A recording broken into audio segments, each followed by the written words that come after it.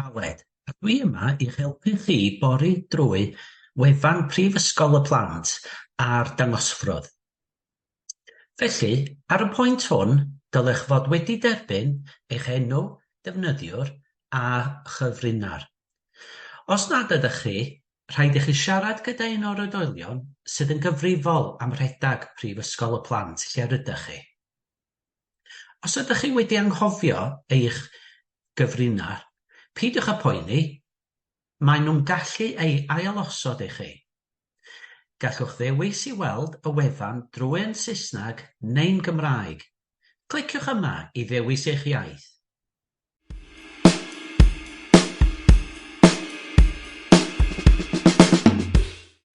Beth dylwn ni wneud gyntaf?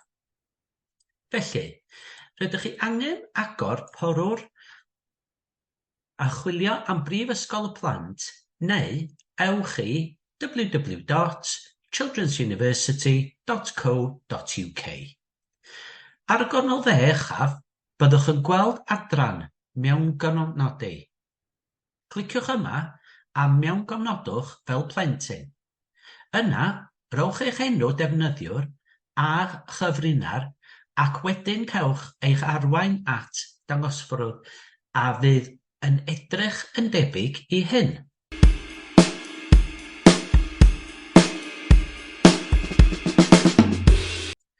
Ychwanegu cod stamp. Felly, peth gyntaf i'w wneud yw ychwanegu cod stamp yr edrych wedi derbyn gan eich cyrchfan dysgu neu weithgaredd dilys. Ar eich dangosfwrdd, sgroliwch i lawr i gofnodi gweithgaredd a gwesgu ie. Cliciwch ar ychwanegu stamp a rhowch y cod maent bob amser yn lliw a 4 rhif. Dwi'n mynd i roed cod i mewn. Coch 3815 ac yna clicio ychwanegu eich cod. Bydd yn gofyn i chi os hoffwch chi fyfyrio ar y gweithgaredd yr ydych wedi nodi cod ar ei gyfer. Mae hyn yn golygu llenwi ffurflen fer i roi gwybod i Brifysgol y Plant pwy un yr ydych yn credu eich bod wedi datblygu sgiliau penodol yn ystod y gweithgaredd. Ar gyfer bob gweithgaredd, y byddwch yn myfyrio arnynt, byddwch yn ennill 30 munud o amser ychwanegol. Mae hyn yn hollol dewisol. Gallwch ddewis ie, please, neu ddim diolch. Dyna ni, wedi gwneud. Rwan, gallwch fynd yn ôl i'r dangosfwrdd da clicio ar yn ôl i'r dangosfwrdd, neu drwy clicio ar y logo PP.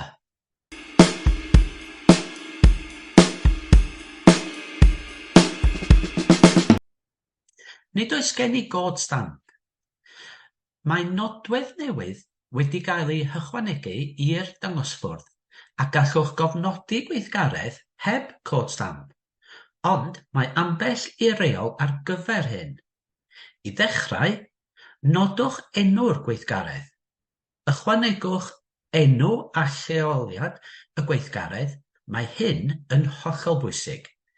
Yna, ysgrifenedwch frawddeg am beth wnaethoch chi. Mwyn cael y cod stamp, bydd yn rhaid i chi clicio parhau a darbaru'r agor o fanylion. Bydd yn gofyn i chi a ydych chi wedi ymweld â rhywle, darllen llyfr, gwylio ffilm neu unrhyw beth arall.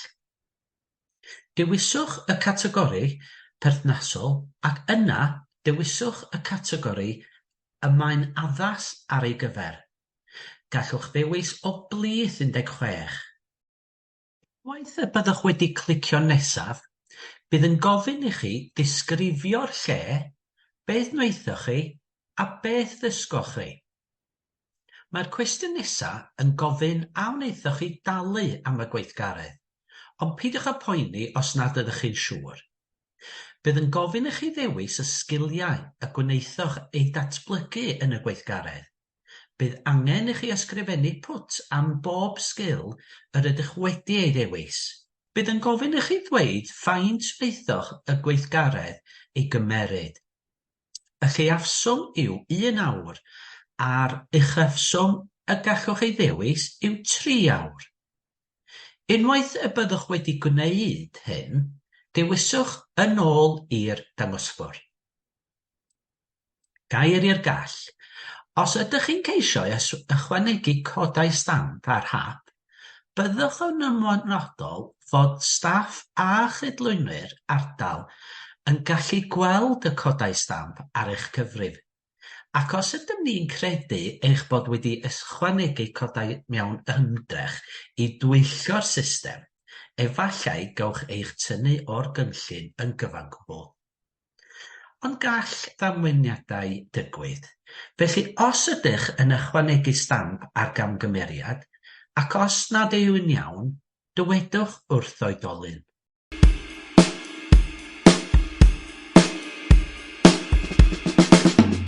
Beth sydd ar y dangosfwrdd?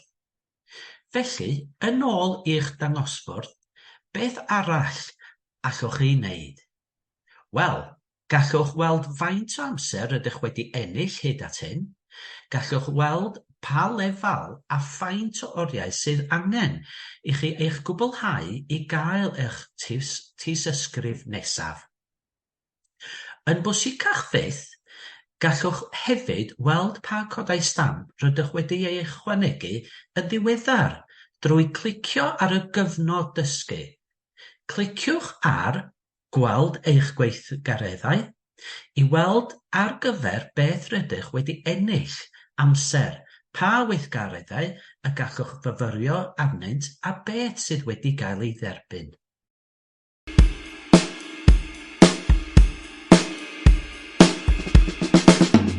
Mae gen i gwestiwn. Beth ydw i'n gwneud?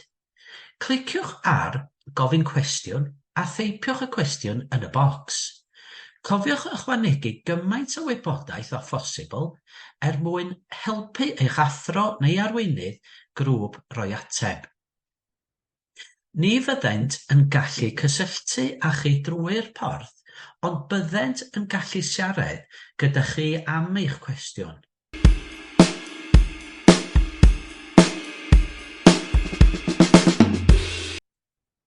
Sut allai i ddarganfod pa weithgareddau sy'n digwydd yn yr ysgol neu grŵp? Os wnewch chi sgrolio i lawr i waelod y sgrin, gallwch weld yr holl weithgareddau sydd wedi ei chofrestru gan eich ysgol neu grŵp. Hefyd, mae'r stampiau yn casglu a data ar eich prif sgiliau a phrif categoriau fel y gallwch weld pa fathau o bethau rydych wedi mwynhau dysgu hyd at hyn.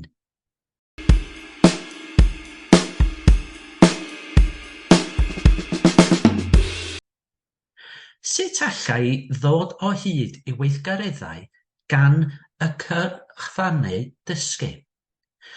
Cliciwch ar Chwilio am weithgaredd ar y top lle mae'r holl wybrau byr.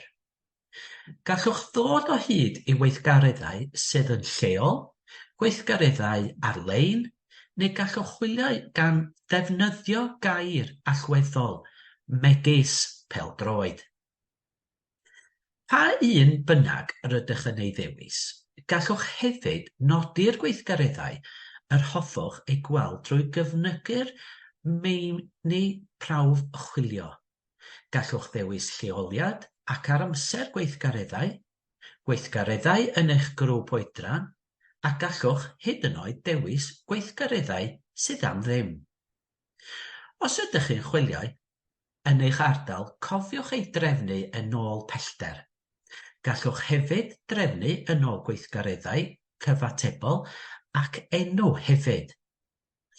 Yn olaf, gallwch newid y ffordd mae'r canlyniadau yn cael ei ddangos drwy clicio ar golwg rhestr neu fap. Pan fyddwch yn dod o hyd i rywbeth yr hoffwch wybod mwy amdano, cliciwch arno i weld y manylion llawn. Byddwch yn gallu gweld disgrifiad o'r gweithgareddau, y person i cysylltu â nhw a faint mae'r gweithgaredd yn ei gostio. Cysylltwch â nhw a dywedwch eich bod yn rhan o Prifysgol y Blant. Rydw i'n gobeithio fod y fideo yma wedi ateb eich holl gwestiynau, ond os ddim, gofynnwch i un o'r oedolion sydd yn cynnal eich cynllun, neu cysylltwch gyda'r person sydd yn cynnal Prifysgol y Plant. Gobeithio y fyddwch chi'n mwynhau casglu eich codau stamp. Rydych chi'n rhan o rywbeth gwych, a mae'r tîm a minnau gobeithio y byddwch yn mwynhau cymeryd rhan.